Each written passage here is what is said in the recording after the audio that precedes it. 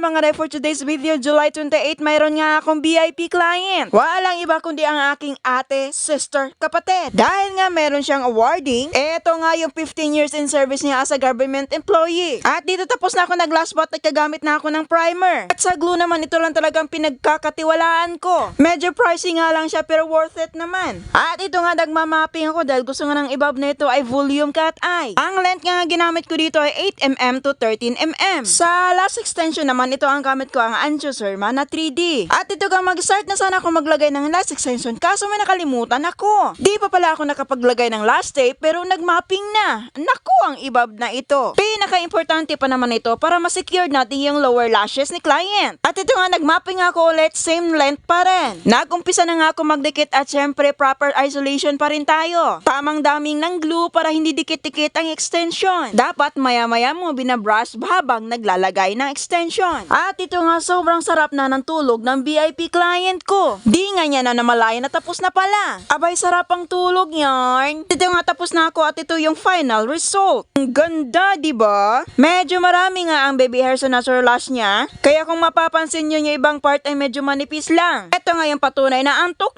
pa rin siya kahit tapos na. Tulog pa rin kahit nagpictorial na. Sabi ko nga sa kanya, i-delete mo naman ang mga tamo dahil ang pangiting niyan sa video. Abay, di maawat-awat ang antok. Grabe. Dahil nga tapos na kami sa eyelash extension, proceed na naman kami sa nail extension. Tapos na ako dito nag-nail prep, naglagay na rin ako na extension kadiretso na tayo sa pag-design. At ko ditong base color ay Jelly Nude na JN13 from Born Pretty. At sa French tip naman, instead na color white, ito yung ginamit ko. Mirror Pearl from Born Pretty pa rin. Sa paggawa ng French tip dito, hindi ko na nga pinerfect kasi nga lalagyan pa natin ito ng flower. At sa rhinestone glue nga, ito yung pinagkakatiwalaan ko talaga from Born Pretty pa rin. Dahil nga mas pinadali nga niya ang pag-apply ng rhinestone glue dahil dito ay nakabote lang. At dito nga naglalagay na ako dito ng white na flower charms dahil itong design na ito ay bagay na bagay dun sa susuotin niya. May ends pa nga din siyang binigay sa akin. Pinalitan ko nga lang yung kulay ng French tip niya para naman maiba dahil napaka-common na nga itong color white na French tip. Pagkatapos kong maglagay ng flower na charms, pinatungan ko ito ng beads na color gold. At ito nga ng finishing touch na tayo, naglagay na ako ng steel top coat from Gel Essentials. At sa cuticle oil, ito nga yung pinagkakatiwalaan ko dahil nga ang bango niya. Ito na nga yung final result, ang ganda niya. Bagay na bagay ito sa susuotin niyang modern Filipiniana. Flower eme lang ang peg.